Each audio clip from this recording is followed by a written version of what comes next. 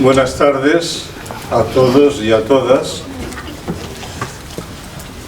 Como director del Instituto de Ciencias Religiosas Don Bosco, me place daros a todos la bienvenida y presentaros a nuestra ponente de la jornada pastoral de este año, 2025, la doctora Ramona Lucas Carrasco.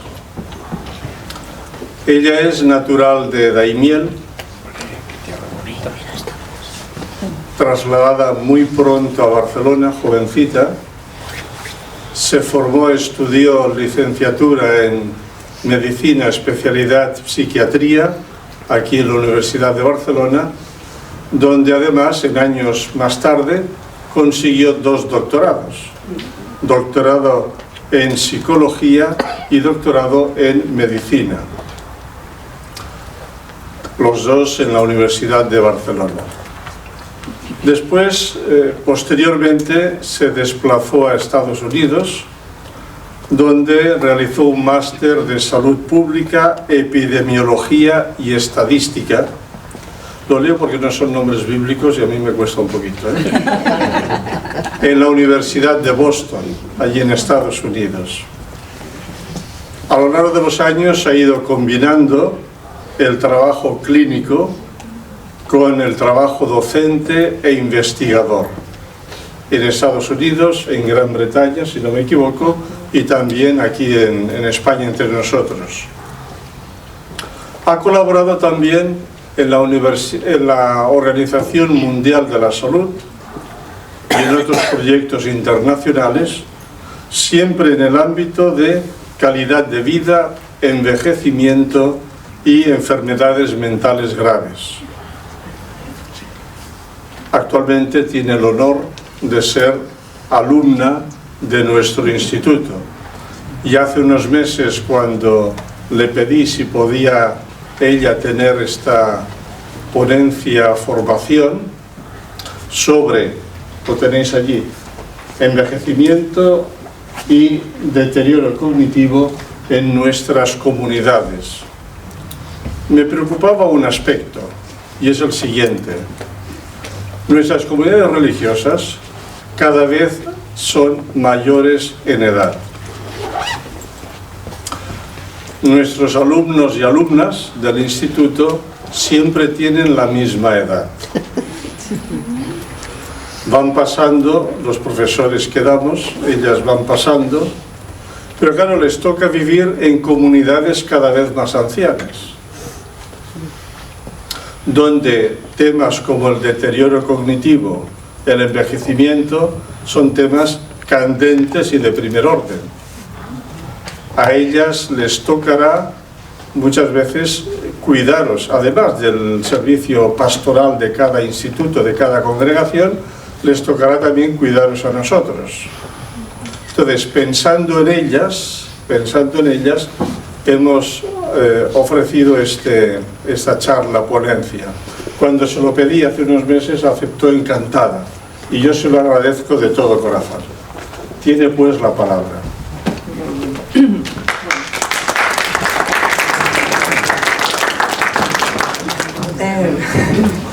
Os conozco a la mayoría, o casi a todos, entonces, ¿no se oye? ¿No? Sí, así es. ¿Sí? Me tendré que acercar más.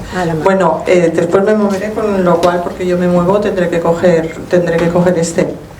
Agradezco también esto, como la invitación, y lo hago con gusto porque es algo que he estado trabajando toda la vida, hasta hace un año prácticamente, pivotando en estas 3 áreas que él ha comentado, en la investigación, en la clínica y en la docencia.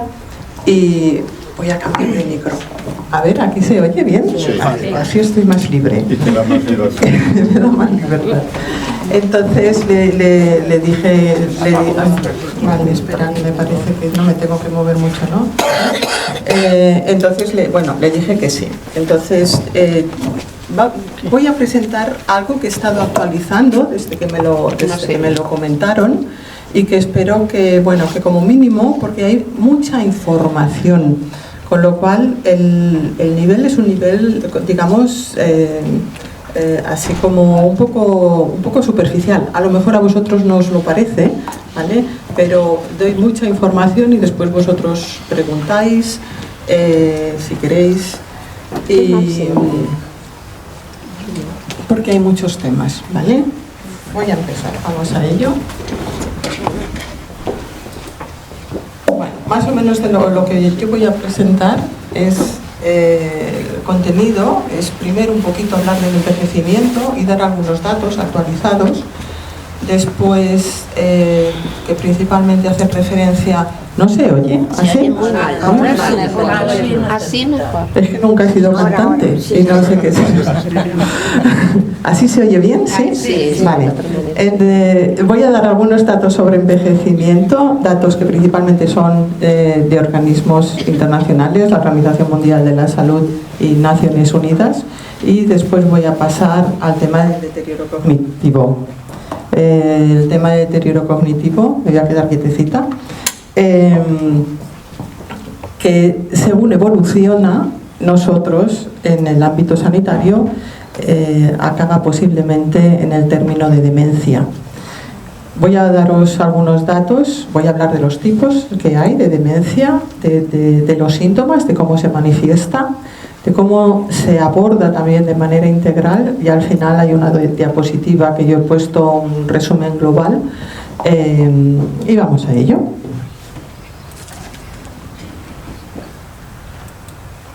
Vale, aquí lo veis bien, ¿verdad?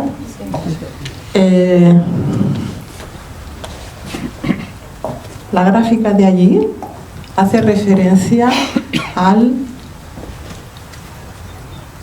la edad mediana, a la edad, ¿vale? A cómo ha evolucionado la edad. Es que aquí esto está muy pequeño, no sé cómo lo puedo abrir. Frank, ¿me ayudas para abrir esto? Bueno, después tenemos que tirar para atrás. Bueno, esa es la expectativa de vida al nacimiento, ¿vale? Entonces podéis ver, y yo también lo veo, que desde el año 1950 hasta el 2025 que hay un pico para abajo, y después hasta el 2100 es una aproximación que se hace, ¿vale? La expectativa de vida era pues como de 70 años. Estos son datos globales a nivel mundial. En el 2025 estamos a más o menos unos 74-75 años. Y me ha parecido muy interesante esta diapositiva porque veis que antes hay un piquito para abajo. ¿Sabéis lo que refleja eso? La epidemia del COVID, ¿vale? Entonces, en datos recientes, en datos muy recientes, generalmente esto, desde un punto de vista epidemiológico, no se ve. Vale, esto es la misma diapositiva, ¿vale? Diferencias, que posiblemente ya lo sabéis, entre la expectativa de vida al nacimiento entre hombres y mujeres. Generalmente se dice que los hombres viven menos, las mujeres vivimos más, a lo mejor con un poquito peor calidad de vida.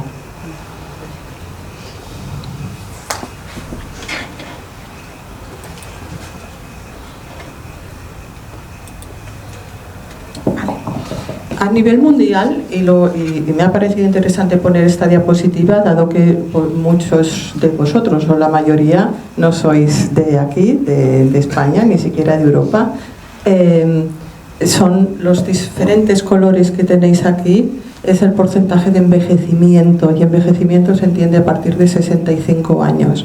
Entonces, como podéis ver, en toda África hay menos de un 5% de personas que tienen más de 65 años, y Europa sería el continente con más personas mayores de 65 años, tanto como más de un 18%. No sé si podéis ver aquí bien los porcentajes en la diapositiva.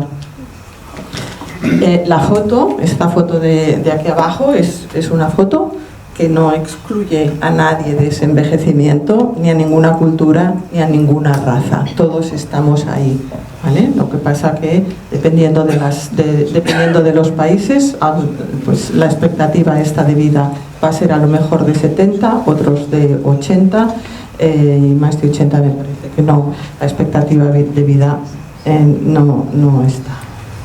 Bueno, ¿qué pasa aquí?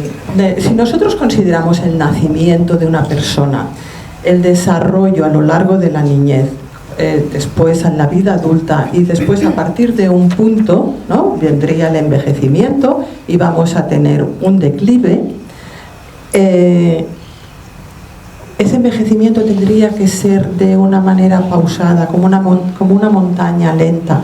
No tendría que ser un pico así abrupto. Cuando eso se produce es cuando estamos hablando esta sombra que hay aquí de deterioro cognitivo o demencia, ¿vale? Esto es el ciclo vital de la persona. Y donde yo me voy a centrar evidentemente en esta charla es en esta parte de aquí sombreada. Vale. Ahora hay estudios bastante recientes que han mostrado que para que se puede evitar llegar a hacer este pico así y llegar a tener un deterioro cognitivo o una demencia, y hay unos determinados factores de riesgo. Esos determinados factores de riesgo se producen a lo largo de toda la vida. Por ejemplo, a nivel educativo, evidentemente que en las etapas más jóvenes de la vida, en las niñas y en los niños, una persona que tiene un nivel educativo alto va a estar, digamos, protegida, aunque esa protección no es del 100% ni del 50%, sería de un 5%. Esto lo está estimado por estudios.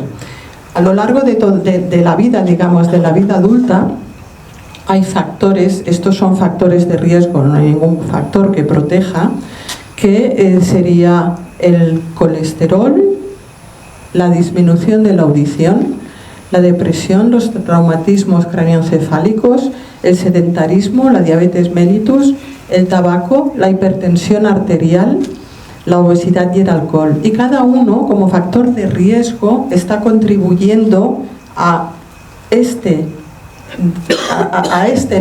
no envejecimiento normal, ¿vale?, donde se puede producir este deterioro cognitivo, con un porcentaje diferente. Si una persona tiene todos esos factores de riesgo, más los que voy a decir ahora que se producen ya en una edad mucho más avanzada, ya a partir a lo mejor pues de los 55, los 60, que sería el aislamiento social, la polución, curiosamente, y la disminución de la agudeza visual, todos estos factores contribuyen en un 45% a un riesgo, o sea, a tener más riesgo de poder presentar un deterioro cognitivo o una demencia. El término de demencia lo tenemos que entender de la misma manera que entendemos el término cáncer como un término, se llama un término paraguas, que es un término general, genérico, y que debajo del mismo incluye entidades más específicas. Por ejemplo, el cáncer dice, tiene cáncer ¿de qué? De tiroides, de piel, de pulmón, de colon, hay muchos tipos de cánceres, ¿vale? Entonces, la demencia, ese término paraguas, la demencia es igual, o sea, es un término genérico que incluye muchas entidades o muchas formas, ¿vale? Es un término general que describe a un grupo de síntomas que afectan principalmente, como es una enfermedad o una afectación del sistema nervioso central, a la memoria, al pensamiento y al razonamiento. Vale. ¿Por qué se caracteriza la memoria, el deterioro cognitivo o la demencia? Pues se caracteriza por un deterioro global progresivo de la función intelectual, ¿vale?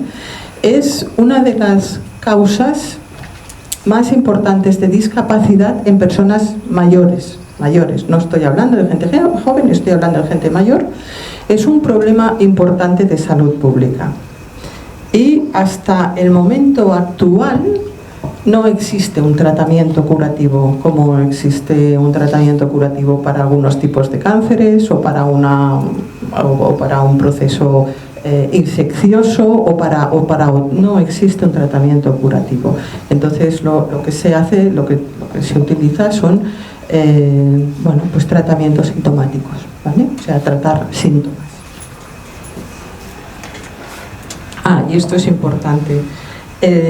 Antes se hablaba de que la persona, por ejemplo, que empezaba a olvidar cosas, o la persona que se despistaba o que hacía cosas extrañas, porque se producen alteraciones conductuales en la persona con demencia, que era algo normal del envejecimiento, y eso es falso. No es cierto. Y tampoco se utiliza, yo sé que se utiliza hoy en día, a lo mejor sí, ¿no? Demencia senil. Ese término médicamente tampoco no existe, ¿vale? Entonces, como yo soy médico, pues como mínimo esto lo tengo que decir. Vale. La prevalencia de la demencia. La prevalencia quiere decir el número de casos que hay en una comunidad, y eso va a variar, evidentemente.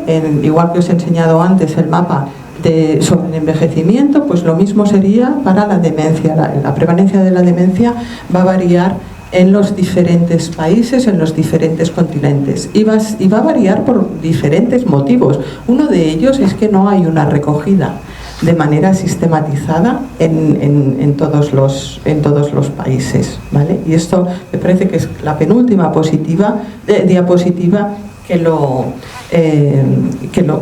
volveré a tocar el tema. Aumenta de manera paulatinamente la prevalencia, o sea, el número de personas afectadas por el trastorno, por este síndrome, aumenta cada 5 años. Cada 5 años, si se hacen estudios, se ve que ese número de personas afectadas de cada 100 va aumentando y llegando prácticamente casi a 1/3 a nivel global de personas que están afectadas, y siendo también mayor en la mujer. O sea, prácticamente a la edad de 90 años, casi el 40% de la población femenina puede estar afectada o puede tener una demencia.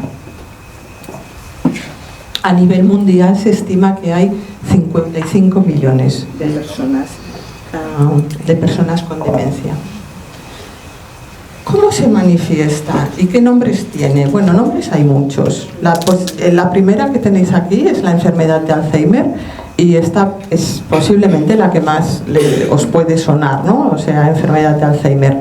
Pero también hay demencias por otras causas, como por ejemplo sería la vascular, que son las personas que han tenido, ¿no?, pequeñas trombosis o anoxias a nivel cerebral.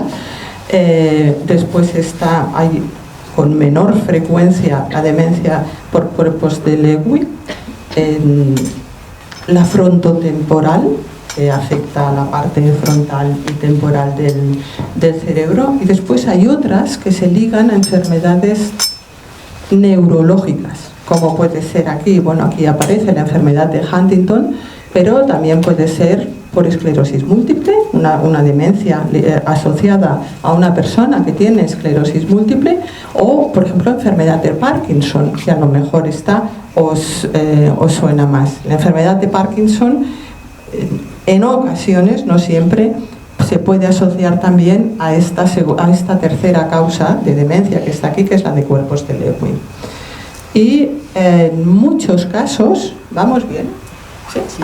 En muchos casos uno puede hablar, tiene una demencia, tiene una enfermedad de Alzheimer o tiene esto, pero cuando el diagnóstico de demencia, el diagnóstico verdadero, solamente se hace de una manera, y es post-mortem, quiere decir la persona fallece, y se analiza el cerebro, ¿vale? Entonces, en relación a una serie de hallazgos es cuando se hace el diagnóstico de enfermedad de Alzheimer, y en ocasiones se ven que existen otros hallazgos y que a lo mejor pues no hay esas características, que son unos ovillos, no quiero decir los nombres, o unas placas, que son los que definen que aquella persona tenía Alzheimer. Ayer, hablando con una compañera mía, porque yo soy aquí estudiante, estuvimos hablando, y luego voy a comentar también un par de estudios muy interesantes, de uno de ellos que se hizo y que se sigue haciendo en Estados Unidos, justamente en una congregación de monjas, ¿vale? En inglés se llama The Nun Study, en castellano pues el estudio de las monjas. Si tenéis interés lo podéis mirar en Google. Y bueno, es igual, os adelanto ya.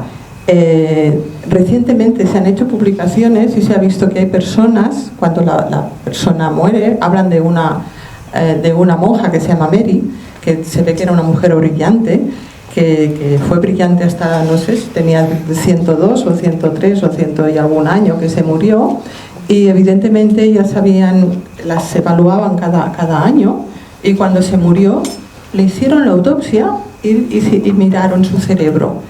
Esta señora no mostró ningún síntoma de los que ahora vamos a ver, y sin embargo su cerebro a nivel morfológico tenía los hallazgos que se encuentran en personas con Alzheimer. O sea que vamos a ver que generalmente todo lo que se dice es cierto, pero que a veces hay excepciones a lo que se dice. A mí personalmente me ha parecido me parece muy espectacular, porque es un estudio que todavía se sigue, ¿no? Durante, no sé, empezó, me parece, en el 86 o antes del 90, y hoy estamos en el 25 y se sigue estudiando toda esa población. Vale. Todas estas demencias que veis aquí debajo de este paraguas que yo he mencionado se llaman irreversibles. Irreversibles es que quiere decir que no tienen solución, no tienen vuelta para atrás. Pero también, o sea, los síntomas no van a desaparecer. Pero también hay demencias reversibles que se pueden presentar con los síntomas que voy a comentar ahora, pero que existe una causa, revertiendo esa causa, la persona desaparecen los síntomas, ¿vale? Estas demencias reversibles están ligadas a déficits, en algunos casos, de vitaminas, de ácido fólico, problemas a lo mejor de tiroides o de paratiroides, o sea, enfermedades físicas. Y cuando uno estudia y ve que existe esa alteración y se modifica a través de poner una vitamina, o a través de poner un ácido fólico, o incluso hay estudios que hablan también de vitamina B, esos síntomas desaparecen. Y por eso, como los síntomas desaparecen, por eso se llaman demencias reversibles, porque se pueden revertir. ¿Qué vamos a encontrar así? Porque me voy a repetir bastante con esta parte que no sé dónde tenéis, en la parte de allí. ¿Qué va a manifestar una persona con deterioro cognitivo o con demencia con este término? Pues va a manifestar pérdidas de memoria, ¿no? Que la persona se olvida a lo mejor dónde ha dejado las cosas y no las encuentra, no recuerda a lo mejor nombres, habla y repite lo mismo, ¿no? Son las personas que repiten continuamente una pregunta y al final uno dice, oye, que ya me lo has dicho, esto no lo vamos a hacer, ya luego lo vamos a ver, esto no se puede hacer porque es una enfermedad, es un problema de salud, ¿vale? Entonces la persona se puede también desorientar y se puede perder en trayectos que generalmente para ella antes eran trayectos habituales, ¿vale? A lo mejor yo no conozco el caso, pero me habían comentado de un señor que tenía un negocio y un día, queriendo ir queriendo ir a la farmacia, acabó, no era de aquí, era de un pueblo de aquí de la costa, acabó prácticamente en el mar. Y entonces, claro, la familia se escandalizó. Estas cosas pueden pasar y no son infrecuentes, ¿vale? O sea, no son infrecuentes.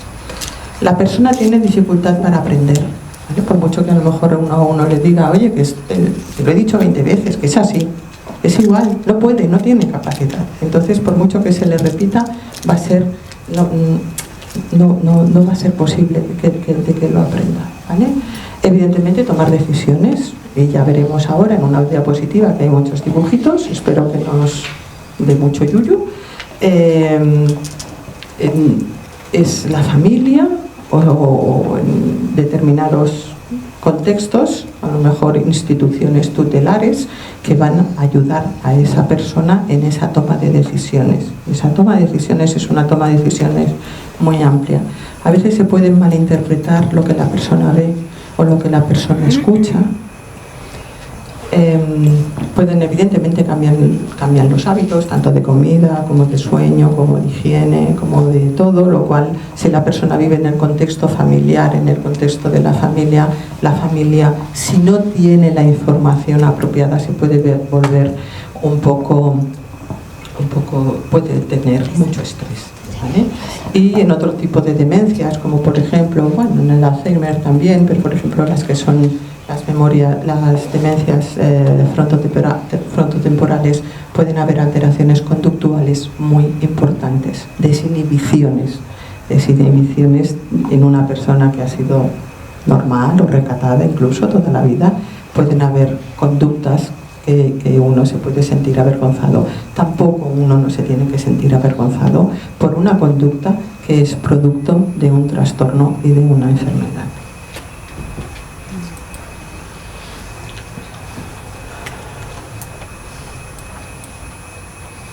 Bueno, esto sería más de lo mismo. Tal vez aquí simplemente destacaría el tema a nivel conductual en la demencia frontotemporal y alteraciones también en el habla.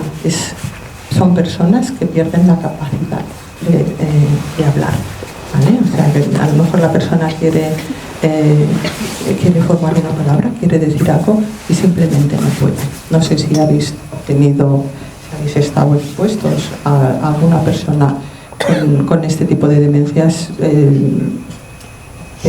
pero ocurre, la persona simplemente no puede generar palabras. La demencia de cuerpos de Lewy, a pesar de que todas tienen esos síntomas comunes, a lo mejor se caracterizaría más por el tema del que nosotros llamamos síntomas psicóticos, que son alucinaciones y son delirios. A lo mejor son personas que pueden pensar están viendo cosas que evidentemente nosotros, otras personas, no pueden ver, y pueden pensar que les vienen a atacar cuando verdaderamente no hay nadie, ¿vale? Entonces, ¿eso en qué se manifiesta? Pues se manifiesta en alteraciones conductuales porque produce mucho estrés.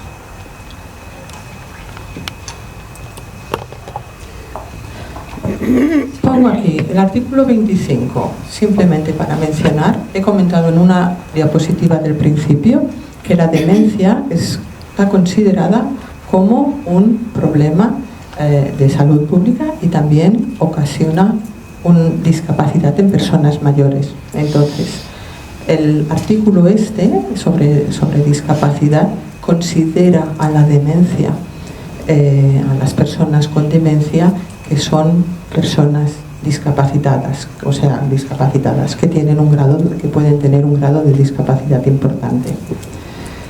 ¿Y qué hace esto? ¿Qué es el objetivo de esto? Es promover que es la integración de salud, la integración de servicios, tanto de salud como servicios sociales. Siempre destacan que este tipo de personas, igual que destacan en otro tipo de poblaciones, ¿vale?, que esto es muy importante, o sea, la atención que se proporciona a estas personas, porque necesitan verdaderamente ser tratadas con respeto y con dignidad.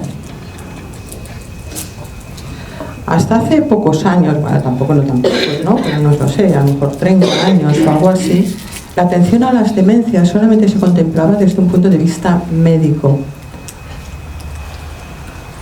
Con el tiempo se vio que no era suficiente médico, tanto de atención a la demencia cuando se detecta y cuando se diagnostica, como también médico porque estas personas son personas y tienen otros problemas de salud, no solamente una demencia. Pueden tener una diabetes, pueden tener una hipertensión, pueden tener una insuficiencia renal, pueden tener otros problemas. Y eso es lo que nosotros llamamos comorbilidad. O sea, no solamente hay la demencia, sino que hay otros problemas de salud también comórbidos con ese deterioro cognitivo o con la demencia. El modelo social es un modelo que ya hace años que existe, que contempla a la persona en su entidad global, no solamente como algo que tiene una enfermedad, no, sino como una persona que, aparte de tener una enfermedad, tiene unas necesidades, ¿vale? Y debe de ser atendida de manera global.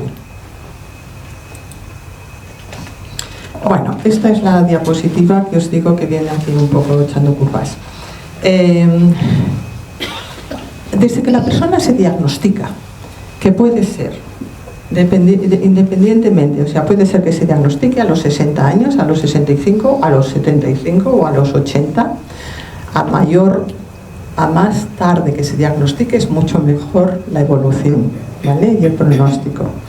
Entonces, hasta el final de la vida, ¿qué va a presentar la persona? ¿Se va a empezar olvidando de cosas?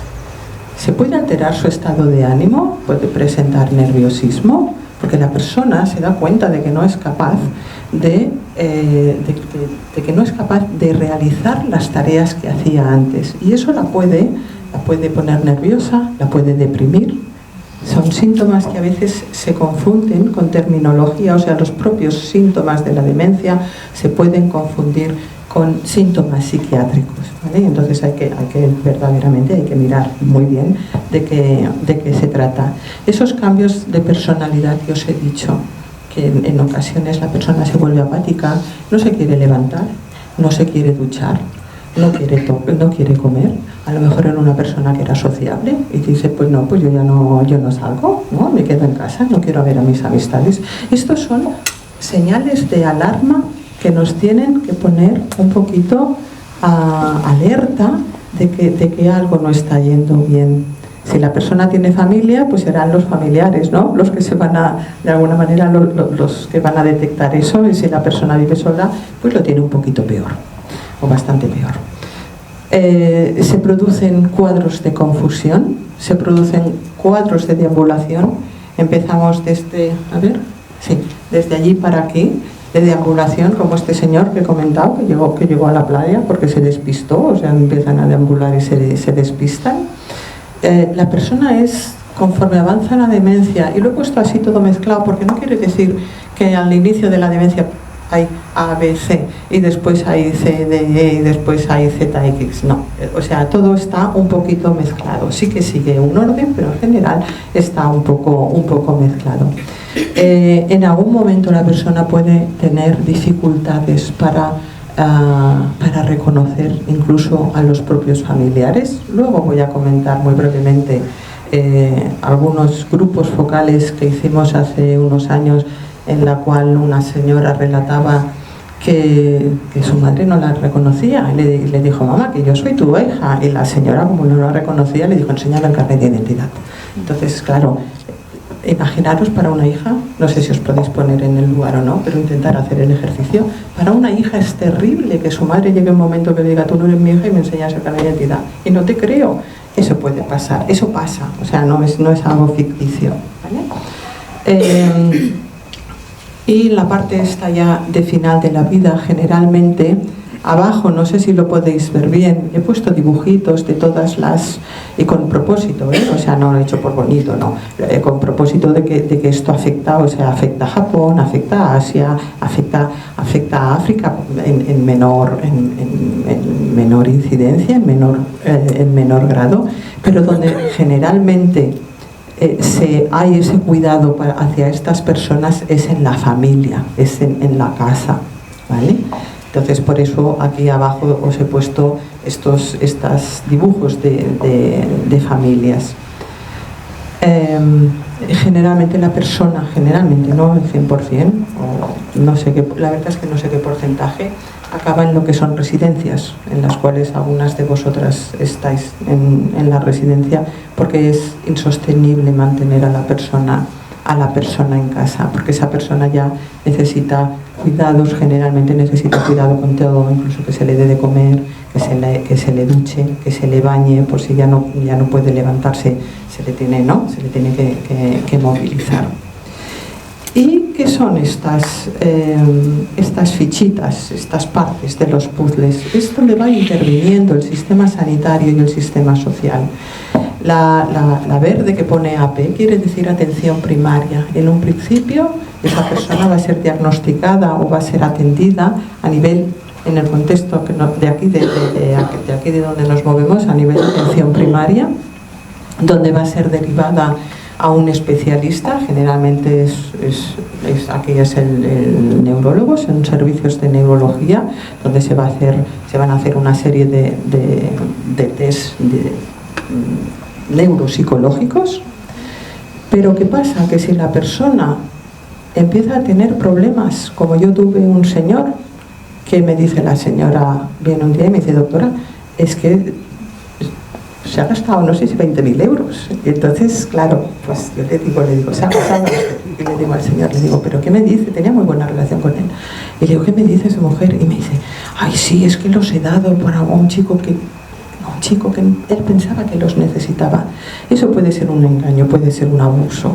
Entonces, es ahí cuando eso se detecta que interviene el sistema legal. El sistema legal que para muchas personas es descorazonador, que es que se tiene que incapacitar a la persona, ¿vale? O sea, son diferentes sistemas, el primario, el de atención especializada, el legal, el sistema social es otro, que intervendrían más en lo que nosotros conocemos como centros de día o centros residenciales, que están llevado por servicios sociales, ¿vale? Hasta que la persona algunas personas, porque hay personas que a lo mejor están muy discapacitadas, pero que están en casa y fallecen en casa, ¿vale? Porque la familia lo puede contener, pero hay personas que no y acaban en una residencia. ¿Qué está produciendo a lo largo de todo este recorrido en el familiar? Está produciendo una carga. ¿Por qué? Porque las personas, los familiares que a lo mejor se están haciendo cargo de ese familiar con demencia, primero no están preparados, no tienen la información.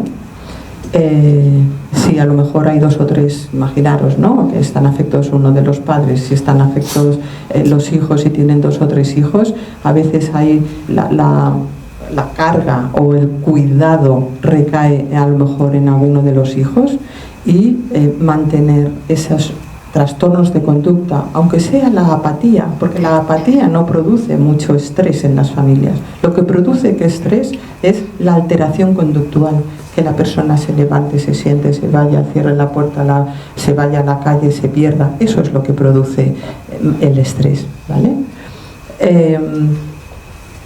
Y acabando todo ese estrés a lo largo de los años, si eso se aguanta 1 año no pasa nada, 2 años tampoco, 3 años tampoco, pero a lo largo de los años de la demencia, que pueden ser 10, 15 años a lo mejor, porque las personas no se mueren de una demencia desde el inicio, eso acaba produciendo problemas de salud física y psicológica en el cuidador, que es la carga. Y cuando ya nos desplazamos hacia la parte de que tiene que ingresar a ese familiar en una residencia, lo que produce es culpa. Y a pesar de todo ese recorrido largo que puede durar años, cuando la persona finalmente se muere, muchas familias, algunas lo pueden entender si tienen un soporte, pero algunas familias se quedan con ese sentimiento de culpa, ¿vale? Y esto es lo que en principio los sistemas deberíamos tener que ayudar en eso, ¿vale? En descargar a las familias, en educarlas y en decir, mire, usted no puede hacer nada y vamos a hacer este recorrido juntos de la mano hasta que podamos, hasta que ya no podamos más, ¿vale? Hace unos años, me parece que os he comentado antes, hicimos lo que son grupos focales con personas con demencia.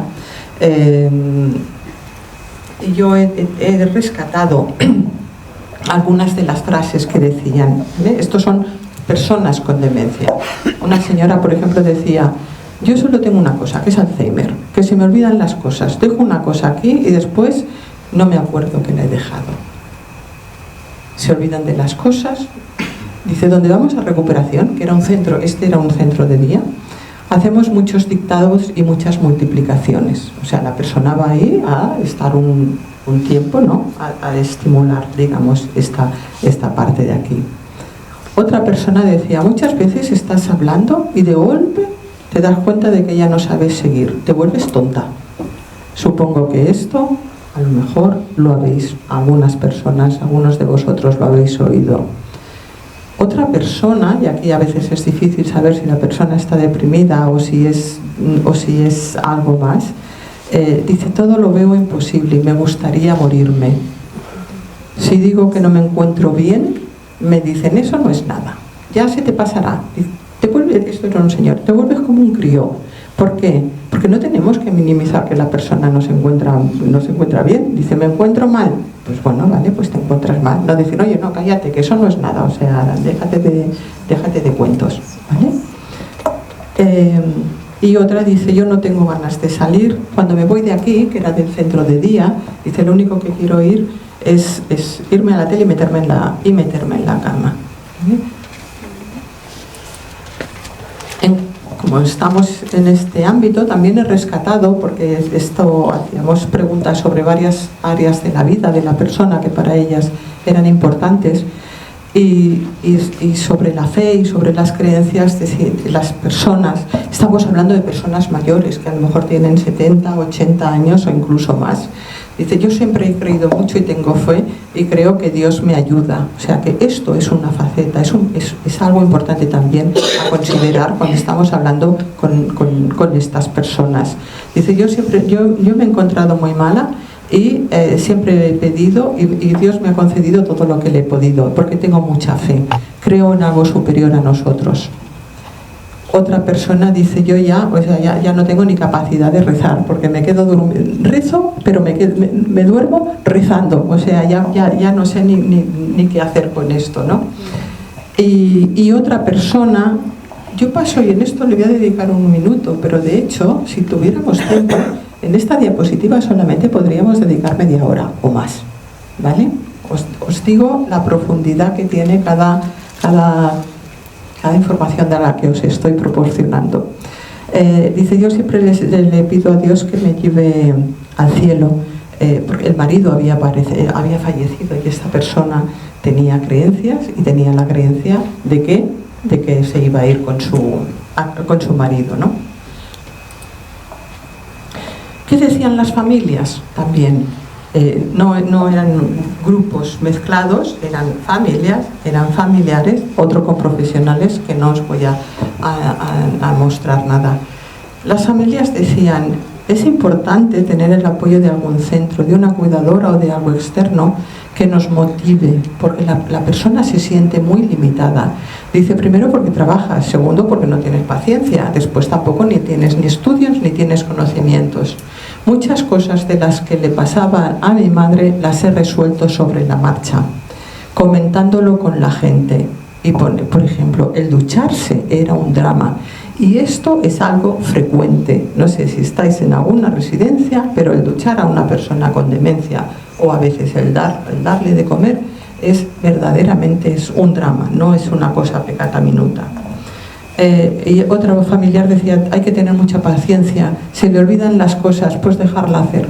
Si por ejemplo hace la comida y era una persona que cocinaba fenomenal y resulta que hace un arroz y solamente le pone arroz y pollo, dejarlo solamente, o sea, y no le digas que lo hace mal, no, déjalo, porque la persona lo está haciendo con todo su corazón y de la mejor manera que sabe, pero evidentemente a un arroz no solamente se le pone arroz y pollo, se le ponen muchos ingredientes más, pero como la persona se olvida, no lo hace, simplemente no lo hace. Entonces hay familias que lo aceptan esto muy bien, o sea, bien, como diciendo aquí no pasa nada, y otras personas que lo aceptan un poco peor, y son esas personas, esos familiares que dicen, ¿pero qué haces? ¿Pero no te das cuenta que te has olvidado esto y tal? Eso a la persona con demencia, y dependiendo en qué fase esté, desde el inicial hasta el final de la vida, eso la puede estresar mucho y ser motivo también de aislamiento. Esto ya os lo he comentado antes. Un día me dijo que yo no era su hija y me pidió el DNI. Y otra dice, lo que quieren es mucho cariño, que estés pendientes de ellos. Es una situación muy difícil, hacen cosas mal y no sabes qué decirle para no hacerles daño, ¿vale? Todo el tiempo pregunta lo mismo, hasta se olvida de lo que ha comido. Y también hay personas que dicen, vamos a cenar, vamos a comer, y acaban de comer, a lo mejor han comido a las 3 y son las 5 y dice, vamos a comer, y dicen, bueno, no, luego, porque ya hemos comido, luego cenaremos, ¿no? Eso es una manera así de relajar y de decir. Y una de las personas comentó, hay un libro muy bueno de un neurólogo americano que se llama El día tiene 36 horas, es un libro, y ahí describe exactamente el día a día de la persona con demencia. Si alguna persona, tanto a nivel laboral como a nivel familiar, tenéis a alguien con estas características, es un libro que ayuda verdaderamente mucho. Es antiguo, no es nuevo, pero verdaderamente ayuda mucho. La evolución de la demencia hace que a la persona le resulte muy difícil de pensar con claridad, de recordar cosas y de comunicarse con los demás. Y también asimismo es difícil para los cuidadores. O sea, para la persona y para la persona que sufre y para la persona que cuida. A la persona le puede resultar difícil mantener la atención durante una conversación, encontrar la palabra adecuada o recordar lo que significa la palabra, y de ahí las dificultades estas de comunicación que pueden existir con la persona. Se puede agobiar con facilidad. Y sobre todo las personas se agobian más y pierden el contacto cuando hay ruido, cuando hay muchas voces, cuando hay muchos inputs a la vez. La persona no es capaz, ¿no? O sea, de mantener, de estar al tanto de todo lo que se dice, sino lo que hace es evadirse y meterse en su mundo y desconectarse. Esa es lo que le pasa a una persona con demencia. Es posible que pueda olvidar, muy posible, muy frecuente, los nombres de las cosas, de los objetos, y por eso la persona dice, dame aquello. ¿Pero qué es aquello? Sí, aquello, porque a lo mejor en su mente tiene la imagen, pero no se sabe lo que es, no se sabe si aquello es una silla, o si aquello es una cachofa, o si aquello es... No se sabe. Entonces, esta pérdida de vocabulario es lo que le frustra mucho a la persona. Y esto ya lo he dicho, ¿no? O sea, cuando se hable con una persona, lo mejor de todo es disminuir, digamos, los factores ambientales de ruido, de cualquier factor externo que la pueda distraer. También mirar a los ojos. O sea, no es aquello que estamos mirando para allí y hablando, no, mirar a los ojos, ¿no? Incluso si la persona, y muchas veces en ocasiones tenemos que pedir permiso, si no es una persona muy cercana a nosotros, pues uno puede tocar, porque el tacto es importante a nivel de decir, bueno, yo estoy aquí y vamos a ver cómo podemos solucionar o qué podemos hacer. ¿Vale? O sea que eso es muy importante, mirar a los ojos a la persona, llamarla por su nombre y hacer ese contacto visual. cómo nos vamos a comunicar con esa persona que está alterada y que está en ese mundo, ya que es, no sé si llamarlo medio mundo, la verdad es que no lo sé cómo llamarlo. Vamos a intentar hablar con esa persona sin gritar, sin tener nervios, sin estar ansiosos. Eso no es fácil, pero bueno, pero se va a intentar, utilizando un lenguaje sencillo, preguntas simples. Nosotros a lo mejor vamos a un restaurante a comer, ¿no? A un sitio y dice, ¿qué quiere comer? Pues mire, tenemos arroz, tenemos canallas, tenemos no sé qué, tenemos no sé cuántas, tenemos patatas bravas, tenemos no sé qué. La persona que le dices esto no se entera de nada. Entonces es mejor, si uno lo sabe, decir, mira, ¿tú qué quieres? ¿Quieres un bistec a la plancha o quieres a lo mejor una paella? Ahí esa persona, cuando tú solamente le das unas opciones limitadas, esa persona va a estar interaccionando y va a tener una respuesta. Pero la persona que le das 1000 opciones no se va a tener ninguna. Permitir el tiempo suficiente, que si la persona, como sabemos que tiene estas dificultades, ¿no?, de comunicación y tal, si le cuesta decir, pues quiero aquello y aquello es una silla o aquello es el abrigo, pues permitir ese tiempo para que la persona te lo diga, o sea, no ir con prisas. Y entiendo que esto es desde un punto de vista teórico, y en la práctica, cuando estás con alguien, con un familiar, sí, claro, son familiares o una persona conocida, una amistad, esto no es tan difícil, no es tan fácil como yo lo estoy diciendo, ¿vale? Nunca se le tiene que decir a la persona que repite una cosa, oye, ¿qué día es hoy? Oye, cállate, que ya te lo he dicho, que no, pero que estás... No, yo puedo hacer, evidentemente, pero ¿qué te pasa? Que si ya te lo he dicho, que no te has enterado. No se ha enterado. Con lo cual, esto que yo he hecho así, no hay que hacerlo.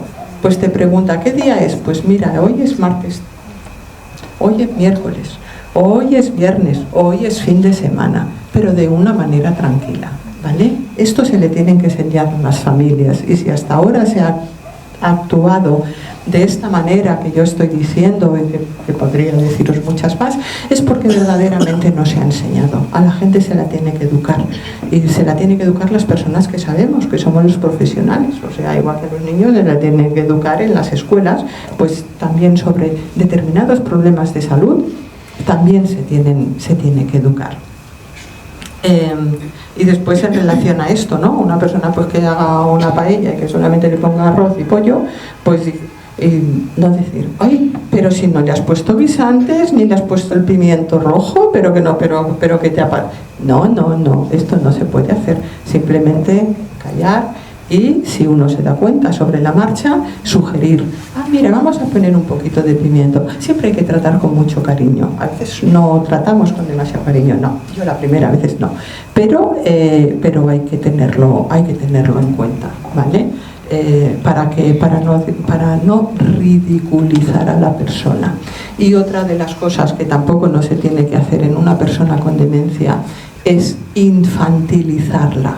Infantilizar a la persona con demencia, decirle hola cariño, hola guapa, eso es un maltrato, está considerado como maltrato, ¿vale? Y yo no voy a hablar hoy del tema del maltrato a las personas mayores ni a las personas con este tipo de problemas, pero eso tampoco no se tiene que hacer. Simplemente tratarla, como hemos dicho antes, con respeto, con dignidad, pensando en esa trayectoria vital que ha tenido la persona, porque los familiares somos, en principio, los que mejor conocemos a esa persona, y seguir esa trayectoria con esa limitación que tiene la persona. Como la persona no se puede adaptar, nos tenemos que adaptar nosotros. De la misma manera que nos adaptamos cuando una persona se rompe una pierna, no le decimos corre, no, eso nunca se nos ocurre decir corre, no, sabemos que la persona no puede correr porque va en silla de ruedas o porque lleva muletas, o lo que sea. O sea, que igualmente que pensamos en otros problemas físicos de salud, este no se ve, pero está aquí. Entonces tenemos que aprender cómo tratarlo. Bueno, todavía, a pesar de que de que se saben cosas, hay barreras. No todas las personas que tienen un deterioro cognitivo o una demencia y que tienen estos síntomas están diagnosticadas ni están tratadas. Entonces, ¿por qué? Porque hay problemas en el diagnóstico, primer punto. Segundo, también obedece a temas de regulación legislativa, y esto ya estoy en un ámbito de países y en un ámbito internacional, y está ligado también a lo que son planes de demencia a nivel nacional, ¿vale? Esas barreras son absolutamente importantes y lo que hacen es discriminar a esa persona y excluirla de la sociedad. ¿Me queda una diapositiva, 2 o 3? Estos son números. Es en relación a esta última diapositiva que he comentado. A pesar de que hoy en día existen asociaciones internacionales, de que existe una asociación a nivel de la Organización Mundial de la Salud, donde no todos los países a nivel mundial, pero muchos de ellos están ahí, donde piden, os lo voy a traducir yo porque sé que es un poco engorrosa, pero donde teóricamente esos países tienen que cumplir unos requisitos, como por ejemplo es implementar determinados servicios, o como es hacer una recogida de información. No siempre es así. Por tanto, estas dificultades que existen, estas barreras, se traducen, por ejemplo, de que el coste, por ejemplo, lo de los 55 millones, ya lo he dicho, de que el coste de la demencia supone un 50% a nivel mundial de lo que sería la atención informal. Y se entiende por atención informal la que se proporciona por los familiares, no por centros, ¿vale? No todo el mundo, solamente un 26% de estos Estados miembros, de estas organizaciones, solamente un 26% tienen políticas y tienen una legislación adecuada en materia de demencia. Después, solamente un 21% tienen lo que serían lo que han puesto en marcha programas de sensibilización para la demencia, ¿vale? De todos los países, solamente 29, no sé cuántos hay, siguen estas pautas para saber en cuanto a diagnóstico, tratamiento y atención que se da. También hay un porcentaje más importante de apoyo de los cuidadores si la persona vive en ciudades que si vive en ámbitos rurales, ¿vale?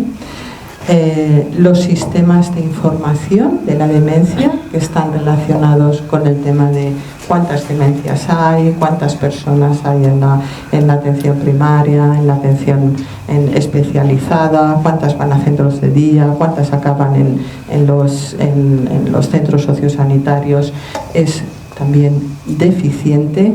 Y ya para rematar, a nivel de investigación, y lo comparan aquí, me parece que es con el cáncer, es que yo soy miope, entonces me tengo que poner así, pero el nivel de investigación en la demencia está muy subestimado. Yo personalmente pienso que en este país, yo no voy a hablar de lo que yo pienso, pero uno de los países donde he estado trabajando ha sido en Inglaterra, y allí, claro, en comparación aquí es un poquito como ir a Marte, ¿vale?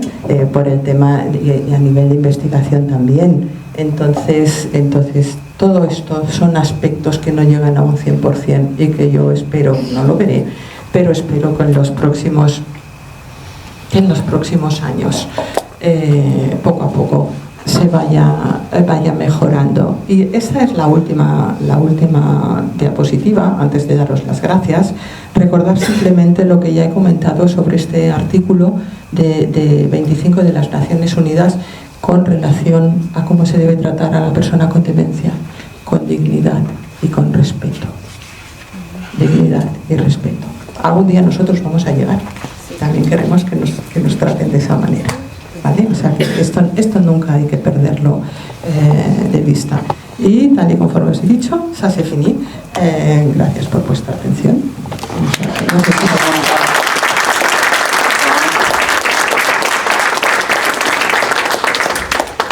Muchas gracias por tu presentación. Muchas gracias por tu presentación y tus aclaraciones.